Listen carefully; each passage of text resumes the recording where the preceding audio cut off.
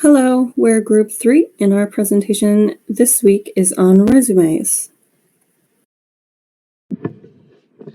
Hi, today's presentation covers resumes. If your cover letter gains the attention of the potential employer, he or she will move on to your resume or curriculum vitae, CV for short. Some differences between a resume versus a CV. A resume is no longer than 2 pages, bulleted and concise. It provides details about your accomplishments and skills that you listed in your cover letter. CVs are a specialized resume for academic and scientific research positions and grant applications. They can be several pages long, providing complete summary of your educational journey, teaching and research experience, publications, awards, honors, and etc. When creating a resume, you begin with reading the job description for the position you're applying for carefully in order to know keywords, to know if it matches your skills, and to place those skills in your resume.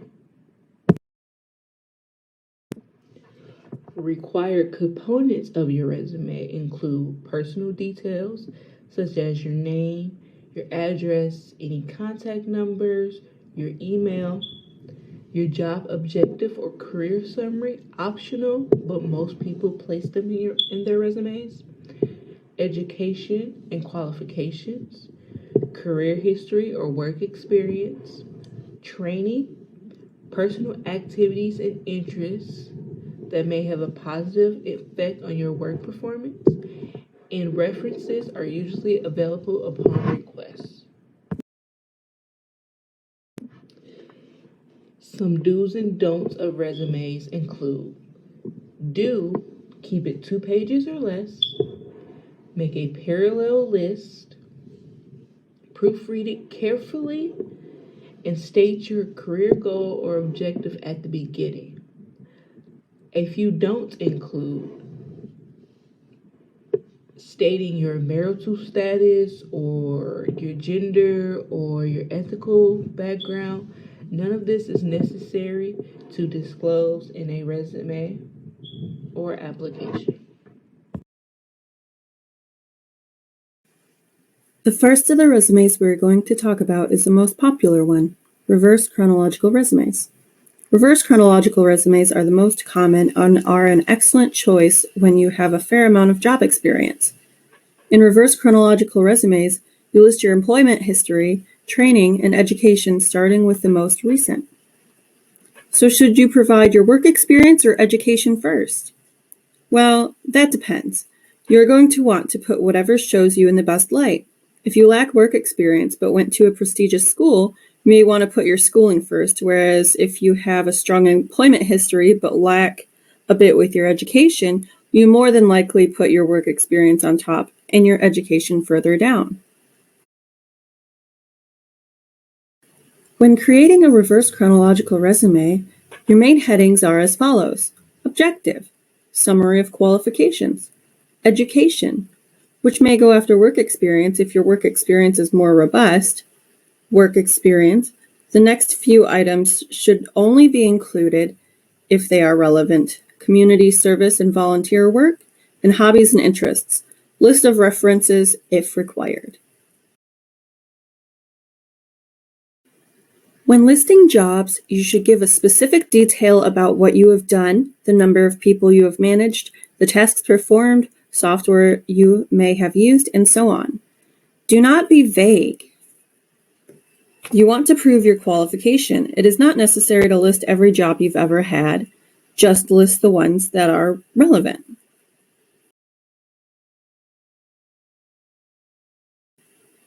Resume lists start with verbs because you want to create a sense of action. When preparing your list, use participles or verbs, but just not in the same list. Gerunds, participles ending in "ing," would be like the example, my duties included writing letters, editing brochures, and creating schedules. In the second example, the list is made with verbs. As part of my duties, I wrote letters, edited brochures, and created schedules. Both examples are fine. When including hobbies or interests on your resume, be sure to provide no more than 6 activities. Be truthful about these activities as they may be brought up in an interview. A drawback to a chronological resume is that it may showcase a gap in work history. No need to dwell on the gaps, but do be honest if asked. The final sentence of a chronological in most resumes will state that references are available on request, unless requested by the company. It is important to have them prepared so they'll be ready when you need them.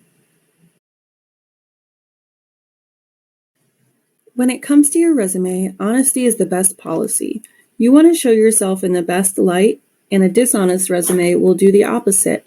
Next up, you are going to learn about functional and combined resumes. Starting off with building a functional resume. Functional resumes can be used in a variety of instances in order to place emphasis on the applicant's capabilities instead of his or her work experience. Building a functional resume can be useful in many instances. A functional resume has the same information as a chronological resume. However, it is arranged to give light to the applicant's skills and abilities. Functional resumes do have the same information as other types of resumes. However, the information is framed to emphasize different parts of the applicant's experience. You might want to consider creating a functional resume if you have more skills than work experience.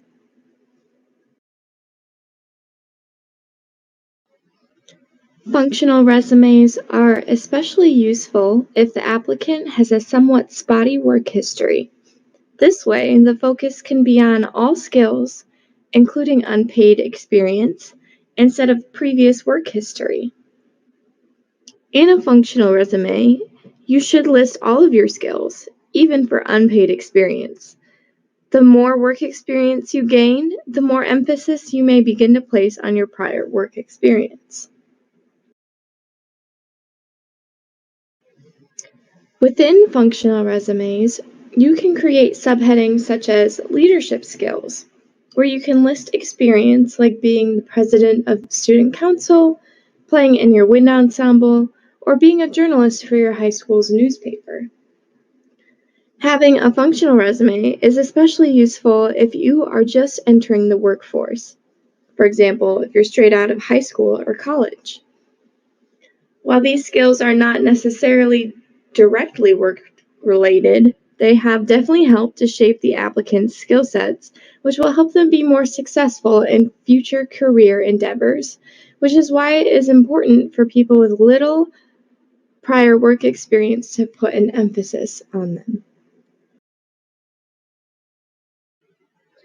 Generally, the main headings for functional resumes include objective, accomplishments, capabilities, education, employment history, as well as references. Take note on the emphasis on how the headings are listed. Employment history is not listed until the very end, which simultaneously puts the least amount of emphasis on its importance. For an example section of a functional resume, we have leadership/teamwork skills, co-led an intro to algebra course, responsible for running class lessons, mentor to students, volunteer at Freedom Center Church, and captain of Holly School's debate team. All of this experience was unpaid, however, it does demonstrate an adequate skill set that can still be of use to the employer, which is why functional resumes can be useful.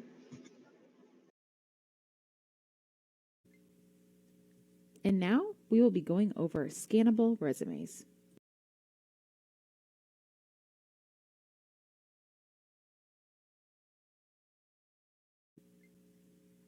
In a scannable resume, employers are able to scan your resume for certain keywords or phrases before they even actually look at it. This means that if you are lacking these important phrases, your resume will be completely overlooked. So it is essential to have these key phrases from the job posting as part of your resume. Following this slide, there will be a checklist to follow so you can produce an effective scannable resume. We will go over the content, format, and how to print and send your resume. For the content, you want to have your name and address at the top of each page on its own line.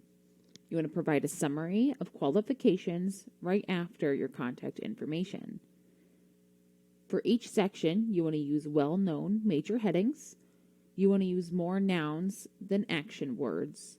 You want to only use abbreviations if it's used regularly in your field.